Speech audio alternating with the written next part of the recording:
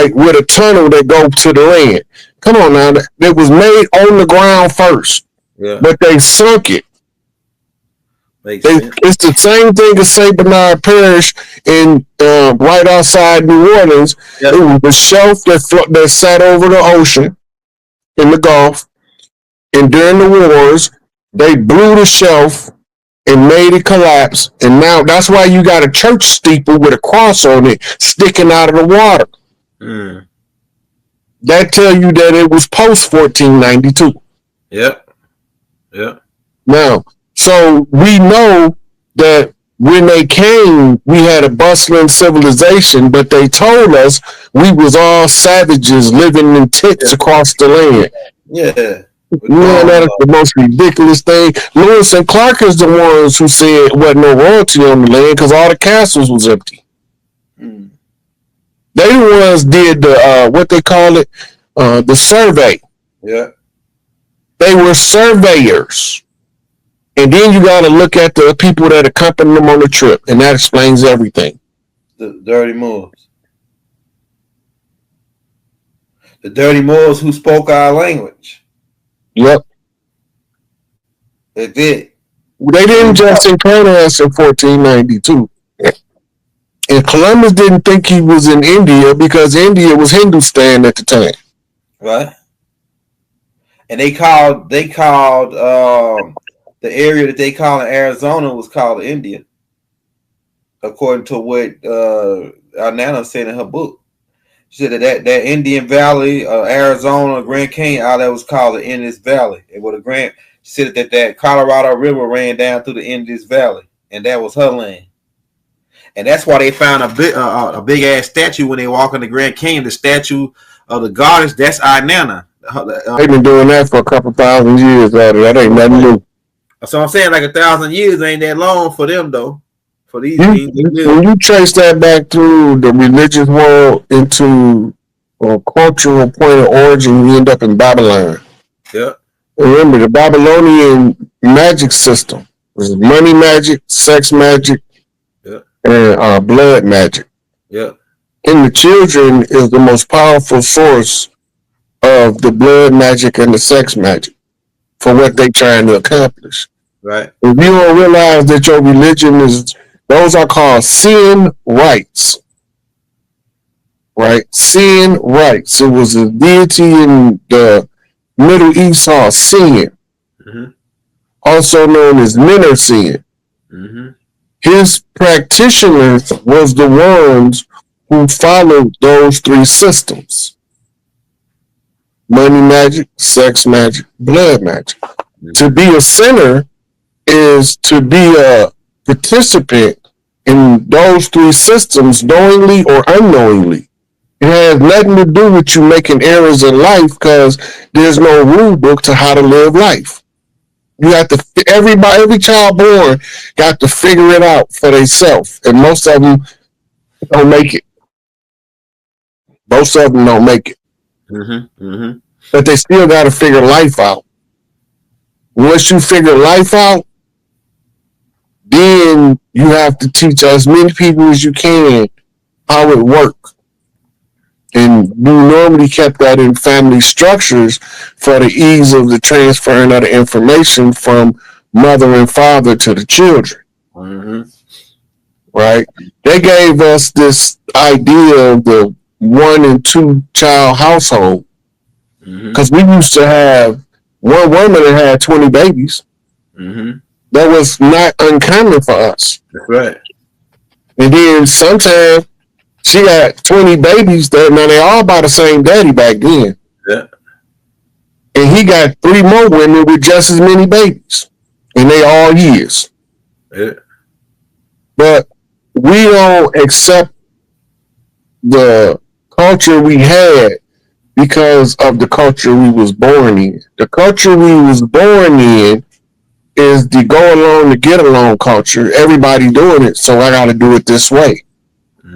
And this is what ruins the psychology of the individual trying to adapt to a culture that's foreign to his nature, as opposed to developing your nature around your own culture. You're a different human being.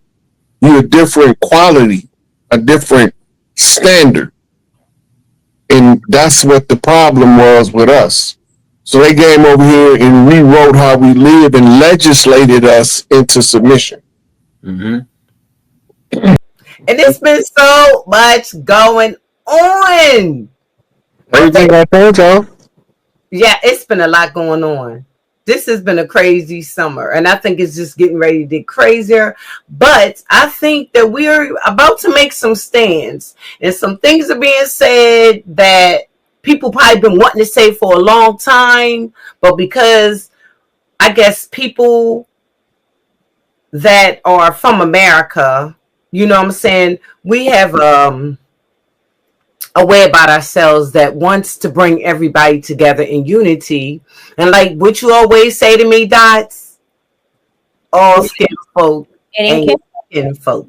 Okay. Well, if everybody didn't know, they can go online and they can pull it up. Today is supposed to be the first day starting a boycott because of the disrespect from from African immigrants. I'm just going to go ahead and say what it is. There have been immigrants, African, Jamaican, and quite a few people that we wouldn't have expected to have disrespect us so bad by calling us names like lazy, good for nothing, they can do it better. They come over here and do things better than us, and they don't see the big picture. I know you got a lot to say about it, Rob, but a lot of people don't realize how this really hurts, especially for us as Americans, because we have paved the way to make it easier for for dark immigrants like us to come over here, and we've tried to embrace them, you know, and not for you to come over here and start thinking that you're better than us. So, Dots, could you just show a little bit? Before we get, yes, I'll cue that up. But I did want Rod just to sort of lay the field down a little bit about this FBA boycott, because Freedom was really, she was sending me a lot of clips about it. And I heard about it, but I'm not really in the know. So while I'm pulling that up, if you can, what is this boycott about? It's about waking up. Thank you. Listen, we over here been paid for the world for 500 years. We got no benefit from it. Every time we try to pool our resources and work together, somebody that ain't us, that look like us, is always in the middle. Saboteurs, agent provocateurs. Once we start waking up to who we is, we gonna automatically start holding our dollars back from immigrants, whether they African immigrants, Arab immigrants, Chaldean immigrants, Asian immigrants, because that awakening make you take control of your resources by nature. For us to be like, enough is enough, we done been courteous, we done been kind, we done been respectful, we done been giving freely from the heart, we done asked for nothing, and y'all abused us, y'all misused us, y'all stepped on us, spit on us, kicked us, y'all fried us, y'all barbecued us, baked us, roasted us, everything y'all could do, but we still here. And guess what? That refining process of everything they did to us gave birth to this generation here. The buck stops here. And when you see them making these efforts, boycott effort means unity effort. You can't boycott when there ain't no unity. It's unsuccessful. Right? That's why they want to keep breaking up workers' unions. Because if you can keep breaking up the worker union, then the corporations can control the narrative instead of the worker. So it's the same thing with us as a people. If they keep busting up our unity every time we turn around, then the corporations called the United States is reaping the benefits, and we suffering the consequences of their exploitation. So if the foreigner to come over here and treat us with our proper respect and our proper due, we not gonna never move the world power structure from oppressing everybody else.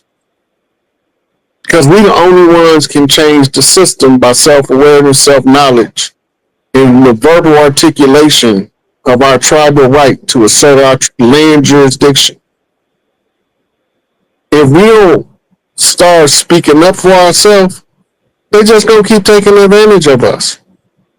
So when you hear them talk about boycott, it ain't got nothing to do with Africans. It ain't got nothing to do with no foreigners. It got everything to do with us deciding to stick together on something and look out for the ones that been deceiving us the whole time that look like us but ain't us. Hide behind pale faces so we can't see their dirty hands throwing the rocks.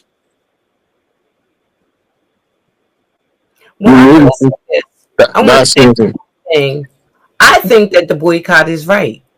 I think that if you want to say this, that, and another that's negative about us who paved the way for them to come over here and to easily come over here and live after how they live, where they live at.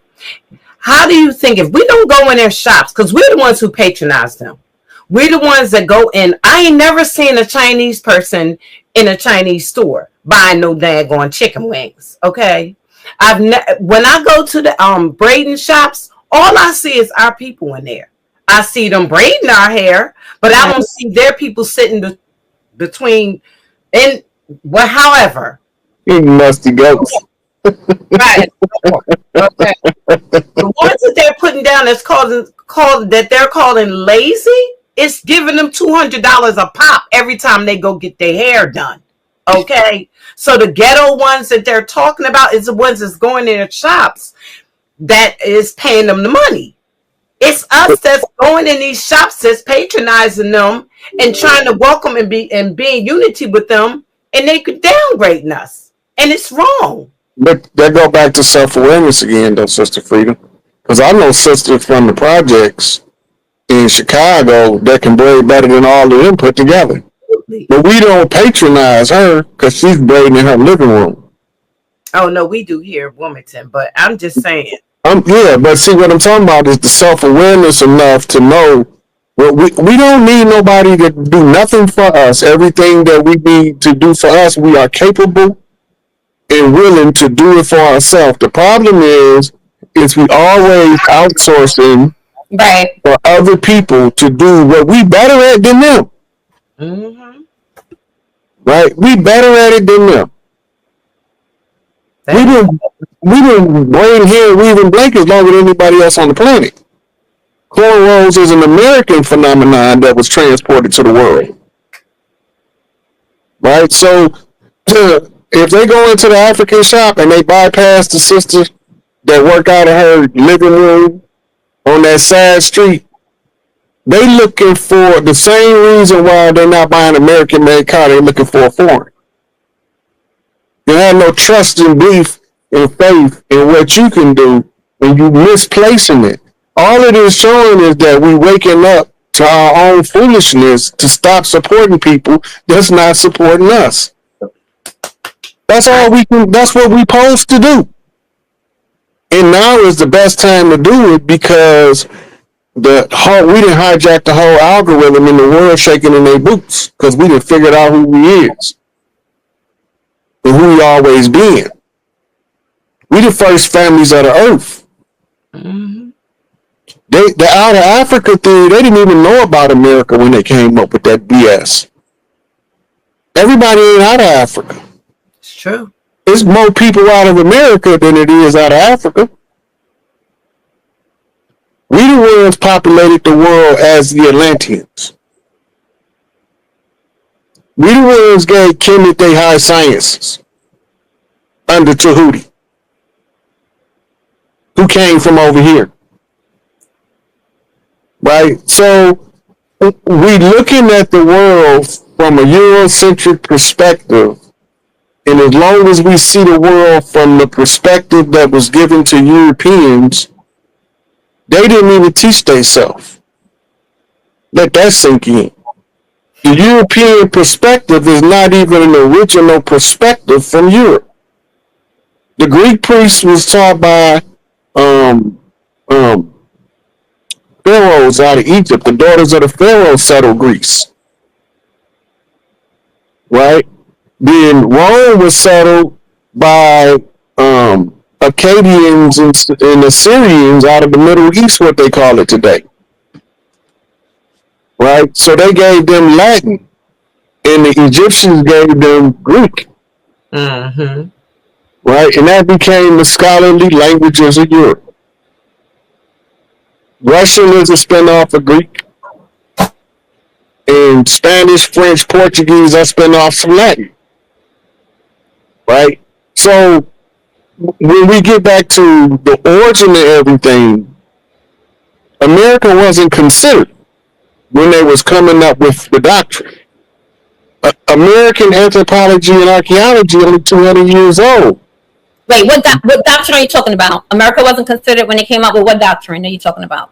Archaeology and anthropology. Oh, okay. The science, right. Like the sciences. Okay. Yeah. Okay. Right. So they didn't even start. They haven't even been studying us longer than 200 years. We do not fit in the paradigm of the outer Africa that's built on the teachings of who they call Socrates, the father of history, or is it Hippocrates? Socrates, yeah, the father of philosophy, quote unquote.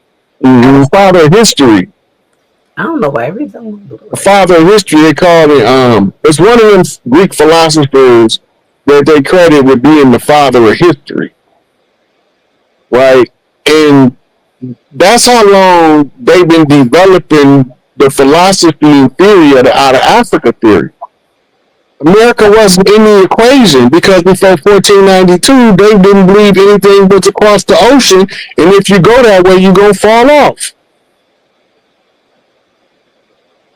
Right? So when we're looking at the outer Africa theory, that don't account for all of them Egyptian-style pyramids and temples in the Grand Canyon that's thousands of years older than Egypt. They're the ones in Peru, right? The Nazca lines. All that stuff older than almost all of the ancient artifacts everywhere else on the planet. Right? We got in Teotihuacan, we got the damn breeding laboratory where the genetic engineering was taking place to develop the avatar to be self-replicating. Right? So you don't have to keep jumping avatars every time one break down. You would just go out of that one and birth into another one as long as you keep a continuous line of descent. Right? The 7 faces. That's the 7 archetype or the facial structure of all of the species of humans on the planet. They all in there, from the Australian Aboriginal to the Africans to the Hindus to the Chinese to the Americans. All 7 faces, and they in stone, and it's older than your Egyptian pyramid complex. Right? We talking Mount Titicaca, ancient developments of agriculture that's older than your Sumerian agriculture in the Middle East. We don't want to talk about that because now it spoils the outer Africa theory. So they start trying to scramble dates and everything, but we have calendars that they can't dispute, like the Aztec calendar. Right? But they don't know that one wheel is not just that one place. They got a Mayan wheel that's in a different place. Right? They got a Tunica wheel in a different place. They got all these mounds are time machines. They telling you time like a clock. Right? And they telling you where we was at what time frame, and how long we stayed there. All this stuff is recorded in the modern archaeological record, but they don't want to accept the dating that they coming up with. Whether it's their uranium dating, their carbon-14 dating, their plutonium 221 dating, whatever they use. They keep getting frustrated because they're trying to hold on to the outer Africa narrative. And that everyone comes from the Lucy, right? Who looks like a freaking hybrid monkey or gorilla. No, Lucy wasn't even a human.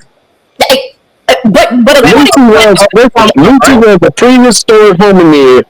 A prehistoric bipedal hominid that date back 3.5 years ago, found in the Old d'Ivoire Guard. Her species is called proconsul. Before Neanderthals. The only thing Lucy had related to anything in modern times is the DNA matrix called mitochondria. That's it. Every functional DNA helix on the planet got mitochondria. Lucy was the original Frankenstein. They actually put us together all over the place and then called her Lucy. He was. But they had that recorded how they was mixing bones, giving false archaeological background to bones, or half baboon, half human bone glued together. All of that stuff has been proven. A lot of those artifacts proven to be fake. Okay. Created, manufactured. That's what I'm saying. The story, though, listen, I'll tell you, the story didn't change. When they discovered the artifact was fake, they said the artifact is fake, but our story of evolution is still the same. See, the problem is with us is we fall for anything. And the main reason why that we patronize so many different other people than us is because we done hyped it up so much that we're so-called African that we was actually trying to become it, hyping ourselves up by going in these shops and eating, trying to eat the food. The food, woo! I can't do it. I cannot eat their food. But even with that Lucy thing, right? Because I remember when I first learned about that, because if it's written in the book, y'all, if it's written in the book, then it must be true. You know what I mean? So I remember learning about Lucy, and I was I'm sitting in my college classroom, right? Like literally, maybe it's me and somebody else of the only melanated hue, but I'm sitting in this classroom, and they're talking about Lucy and the origins of humanity, and da-da-da. And I'm looking, I'm saying to myself, like Harlem comes on real tough. I'm like, hey, son, you mean to tell me that it took British anthropologists to come into Africa? Like peep game, y'all. It took a European to come into Africa to discover, right? This what did you call her? Frankenstein of a woman named Lucy. Absolutely. Myself, you mean to tell me that these? Okay, let's go back over the story of how they discovered the bones. First of all, the Leakeys didn't discover it. I'm sorry, y'all. It was the Kenyan helpers that was with them that they told what they was looking for, and they went back and brought the bones to Lucy to them. So I was saying to myself, one thing that came to my mind, Rod, I'll never forget this. Freedom, 1 second. One thing that came to my mind, Rod, was I was saying to myself, wait a minute, wouldn't an African, somebody who's native, somebody who has lived there, wouldn't they have discovered these fossils or this human being if there was one? How does it take an outsider, a quote-unquote colonizer, right? Someone who doesn't know the landscape, someone who doesn't know the land whatsoever, to discover the mother of humanity, allegedly. And this is the stuff that's repetitive and that goes on and on and on. And I remember sitting there